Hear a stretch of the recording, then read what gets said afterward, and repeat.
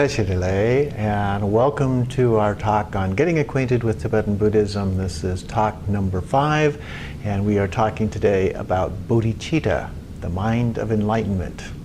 But before we begin, let's take just a moment to do a brief meditation. Just keep your back straight and sit in a calm, relaxed position.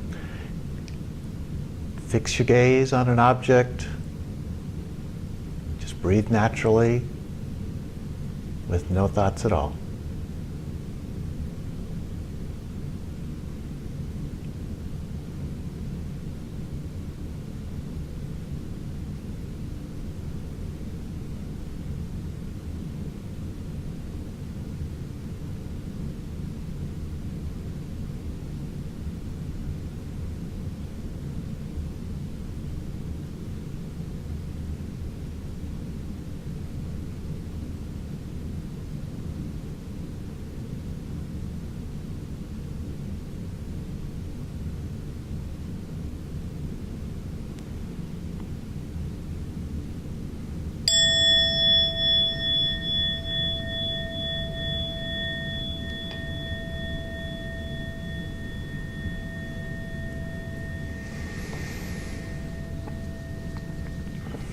Bodhicitta.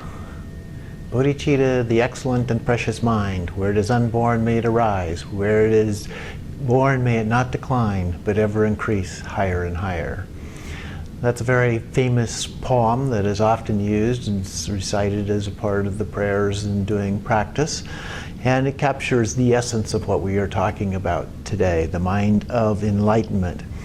Bodhicitta can be divided into two parts. The first part is called relative bodhicitta, and the other part is called ultimate bodhicitta. And relative bodhicitta can be further subdivided into two parts, and so often we began by talking about our altruistic intention, the aspiration bodhicitta, the desire to achieve enlightenment for the benefit of others, so that everyone becomes enlightened, and it's the benefit of enlightened activity and life and so forth. And so it's all about our intention, our motivation, what we intend to do, our attitude as we approach doing these practices, and the way that we live our life as well. In the path of individual liberation, the focus is primarily upon self, achieving enlightenment for oneself. In the path of altruism, or the Bodhisattva, however, there's a shift in focus to the other. And so in that case, we're looking at the group, all of society at one level, all sentient beings at another level, are equal or better than self, if you will, or more important in terms of what it is that we're trying to do. The definition of altruism is doing something to help others, benefit others, or for others, without any expectation of something in return. Now, sometimes when people talk about altruism, they say, well, that's not really altruistic because you're expecting to feel good about what you did. But the intention is what's important here.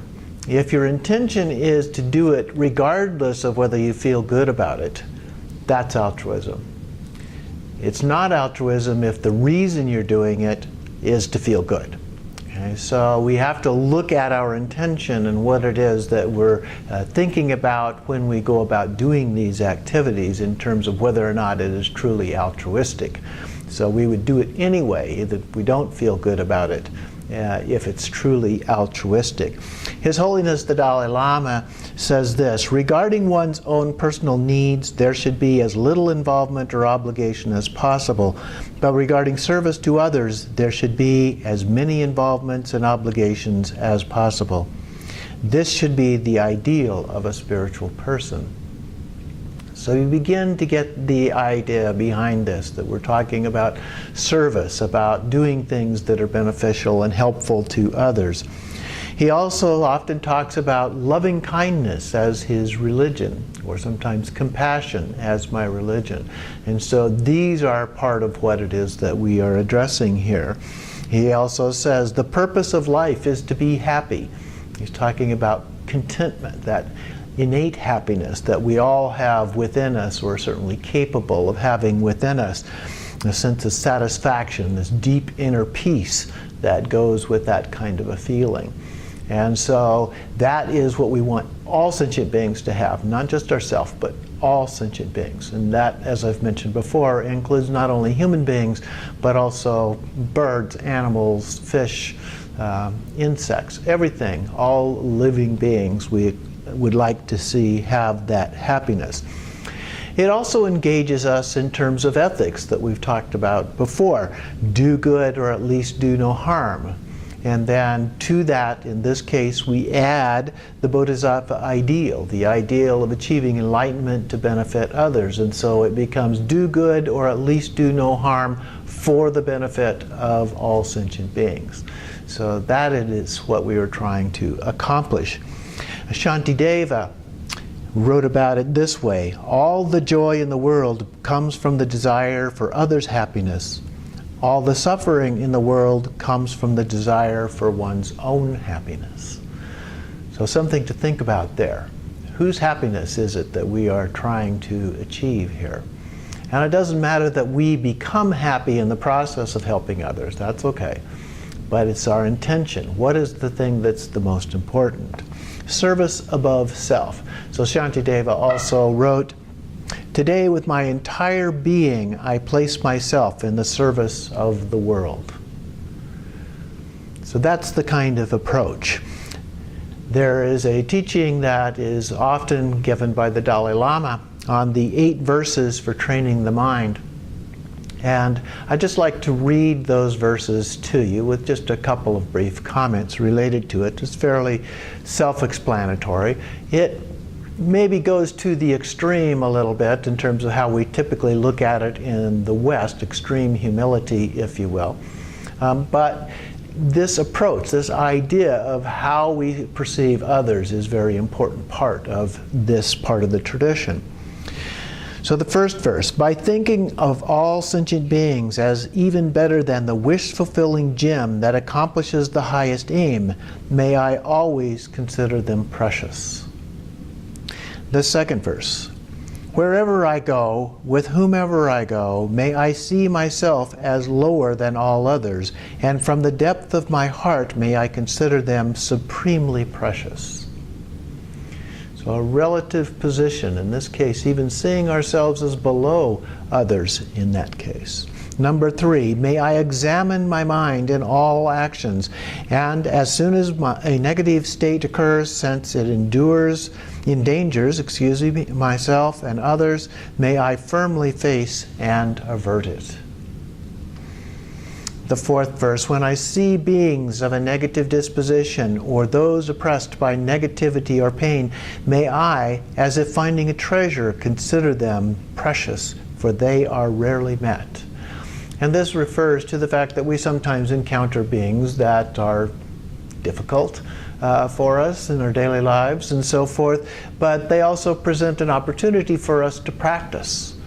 And so there's a story, for example, about a Tisha and his tea attendant who was difficult. And people said, well, why don't you just get rid of this guy? And he said, because he is the source of my practice.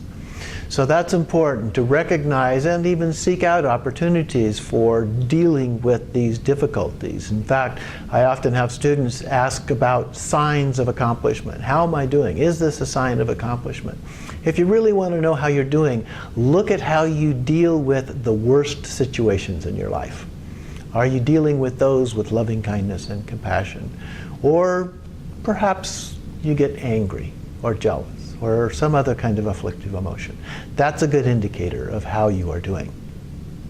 Number 5, whenever others out of jealousy revile and treat me in other unjust ways, may I accept this defeat myself and offer the victory to others. Number 6, when someone whom I have helped or in whom I have placed great hope harms me with great injustice, may I see that one as a sacred friend.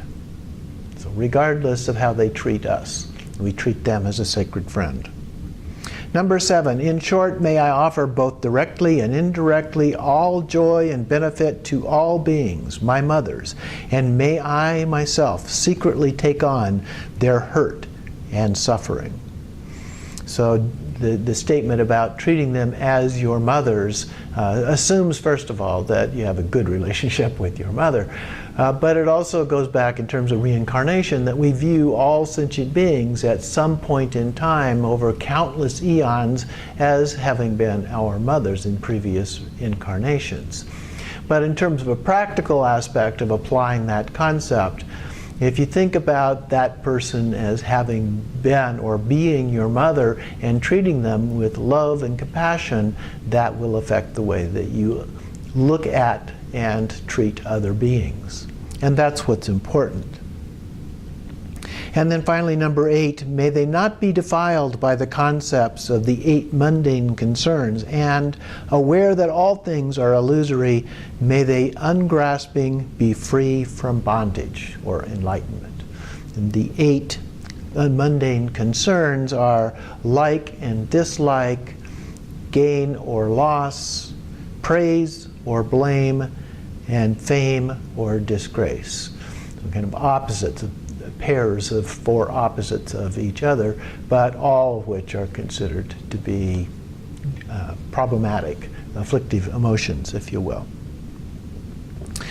And so that then, I wanted to read some other examples for you from some other sources, a couple of other sources here.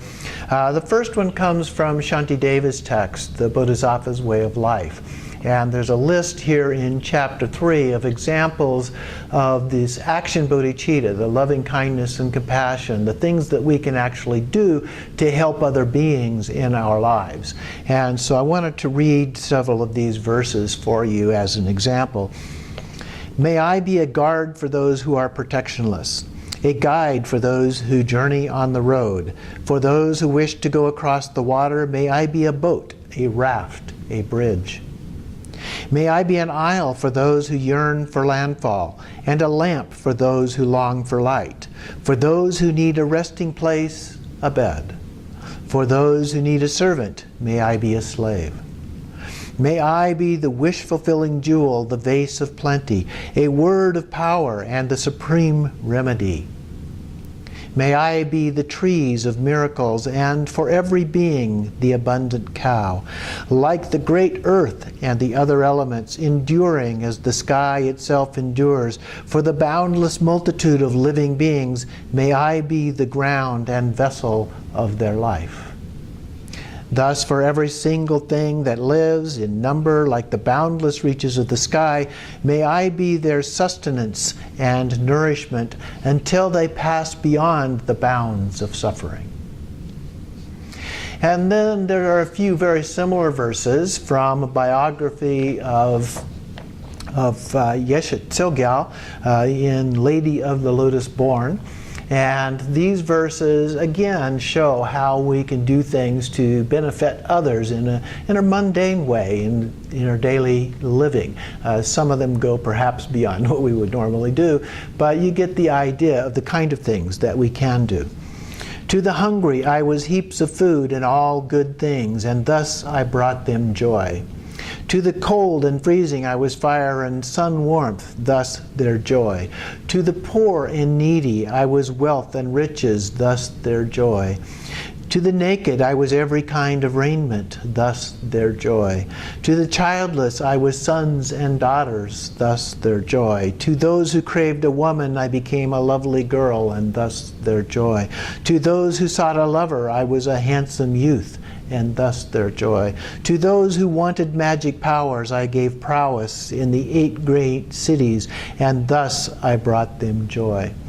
To the sick I was their remedy, and thus their joy. To the anguished I was their minds, all their minds desired, and thus I was their joy. To those hard-pressed by punishments of kings, I was the loving friend to lead them to the land of peace, and I was thus their joy. To those in fear of savage beasts, I was a haven, and thus their joy. To those who fell into the depths, I was their drawing out, and thus their joy. To those tormented in the fire, I was the quenching stream, and thus their joy. To those in prey to any of the elements, I was their medicine, and thus their joy. And for those who could not see, I was their eyes, and brought them joy. And for the halt and the crippled, I was feet, and thus their joy. I was a tongue for those who could not speak, and thus I brought them joy. To those in fear of death, I granted immortality, and thus was their joy. I led the dying on the path of transference and brought them joy. To those who wandered in the bardo state, I was their yidam, bringing them to joy. I cooled the burning heat and warmed the cold for those lost in the realms of hell. Whosoever they were tortured, I changed myself to shield them, thus their joy. To those who lingered in the land of hungry ghosts, I was food and drink, and thus their joy. I was freedom from stupidity and servitude for those caught in the wordless state of beasts, and thus I brought them joy. For those beings born in savage lands, I turned them from barbarity and brought them joy. I was truce from the war and strife for the jealous gods, and was thus their joy. I shielded all from everything that tortured them, and was their every joy. Wherever there is space, the five elements pervade. Wherever the five elements, the homes of living beings.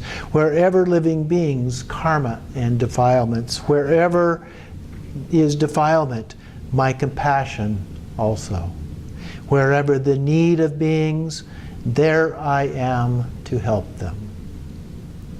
So some of these obviously go beyond the things that we may be capable of, but it sets a frame of mind, an approach to doing things to be beneficial to ways that you may not ordinarily think about doing, and without any expectation of return, just because they need help. We reach out to them in ways that can be helpful. So that is relative bodhicitta, particularly the action form of bodhicitta. So the other part between the relative is the ultimate bodhicitta. This is transcendent wisdom. This is emptiness. It is suchness and so forth that we've talked about briefly before.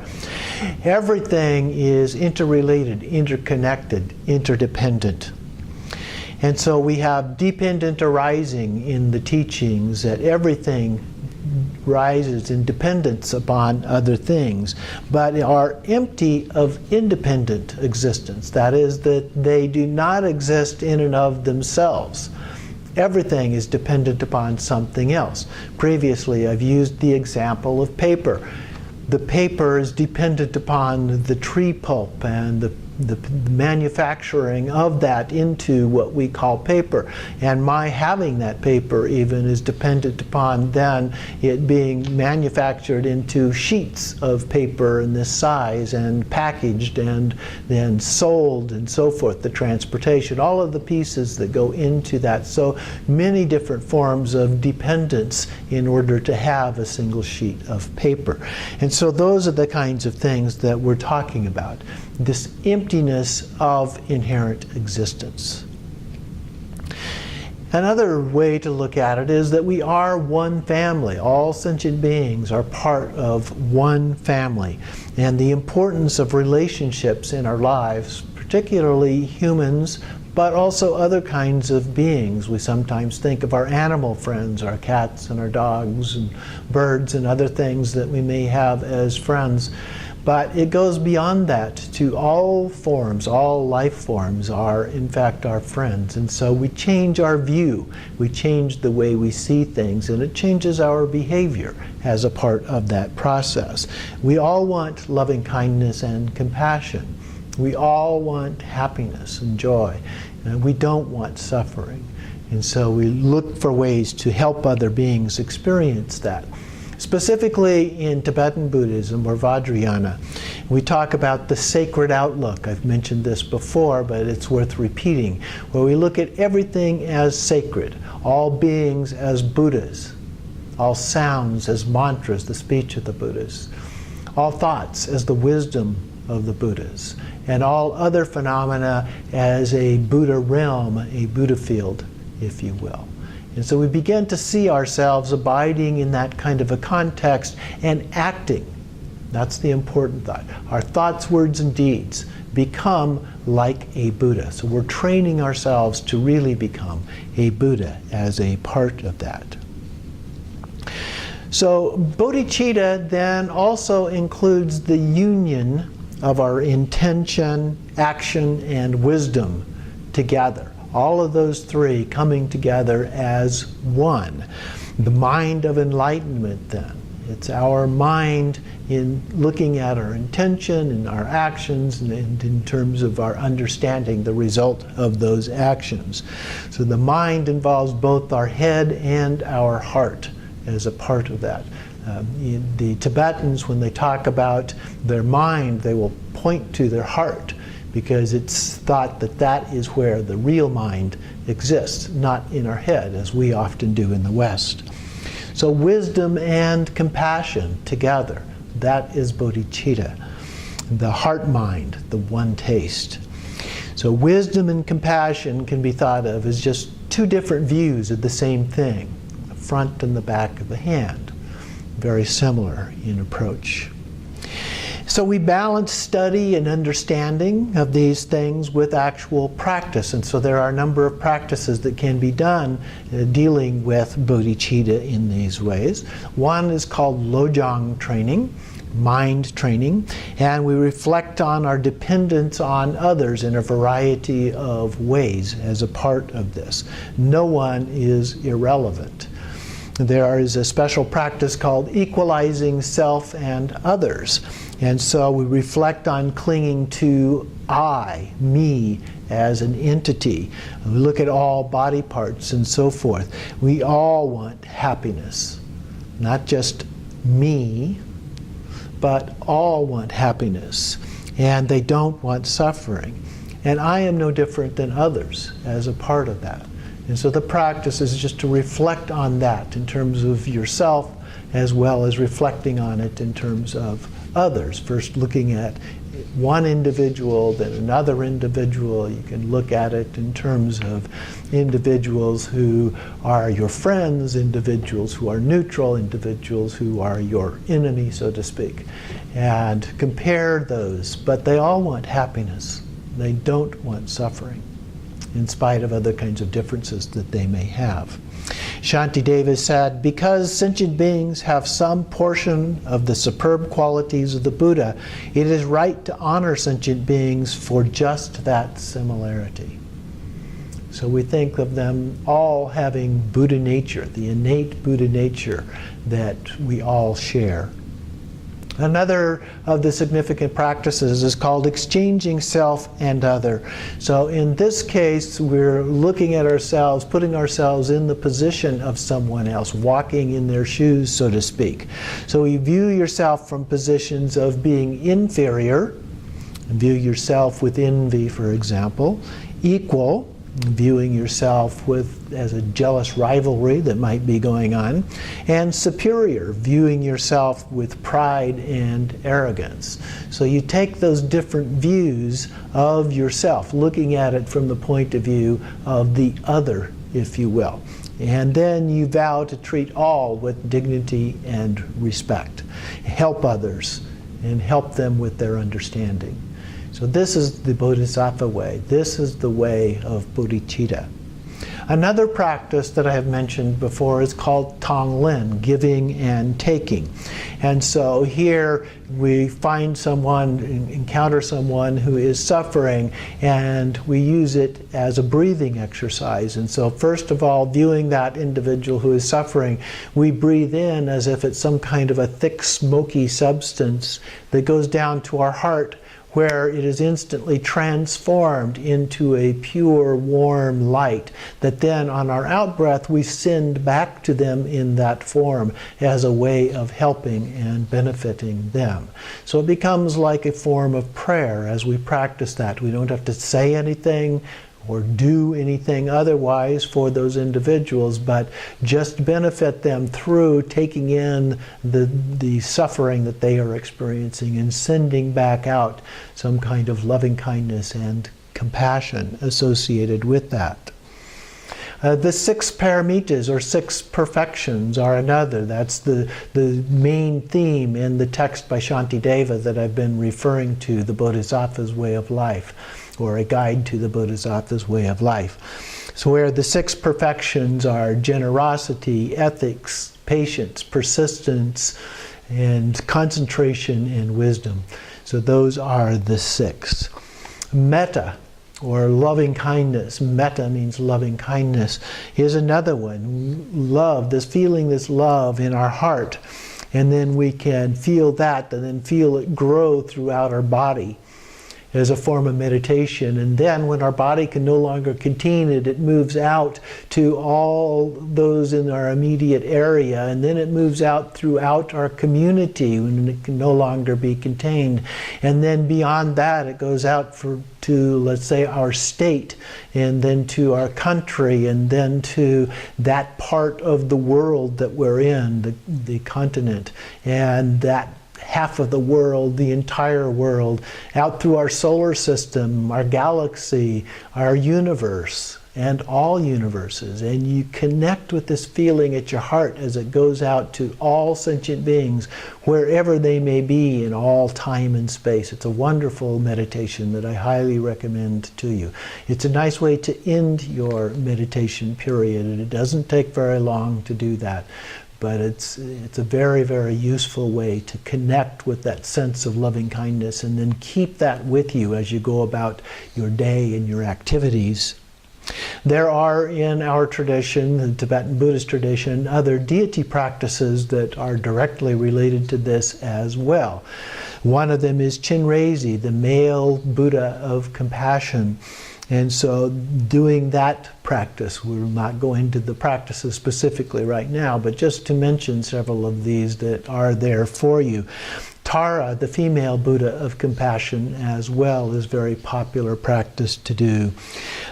Taking refuge, and then at the end of the practice, dedicating the merit. So at the beginning of our practice, we take refuge in the Buddha, the Dharma, and the Sangha most excellent, for example, the 3 jewels. And at the end of our practice, we dedicate the merit for the benefit of all sentient beings 3 times. So doing those practices also help reinforce our sense of dedication, commitment, and our sense of bodhicitta. Another part of it is devotion to the guru, the teacher. We envision the teacher as the Buddha, the living form of the Buddha. And that doesn't mean that they're perfect in every regard, but they embody the teachings. It is through our teacher that we are receiving those teachings. And so we regard them as the Buddha, even if we see behaviors that we don't think are exactly Buddha-like in terms of what they are doing. They too are doing their best to behave like a Buddha. And we all have those afflictive emotions and other issues to deal with. And us as individual practitioners, when observing our guru, may not fully understand all of what is going on either. So we may be trying to second guess those actions without fully understanding what is behind them and what their intention, what they're trying to accomplish with that. So we need to be careful about those kinds of things. But it requires patience and persistence. Another part of our practice, a broad view, and this takes years to accomplish, so it's not something that happens overnight. We forget. We have to be reminded. We have to remind ourselves over and over again as we do these practices. So it's a process of habituation. We develop habits, and the more often that we do it, the more frequent we do it, then the more likely it's going to become habitual in terms of our actual behavior. The Dalai Lama says, "A good heart is the source of all happiness and joy. And we can all be good-hearted if we make the effort. But better still is to have bodhicitta, which is a good heart imbued with wisdom. It is the strong desire to attain enlightenment in order to deliver all beings from suffering and bring them to Buddhahood. So I leave you with that thought from this talk, and I hope that you will come back and join us again. Our next talk will be on shamatha meditation, single-pointed, calm abiding. Thank you for joining us for this talk.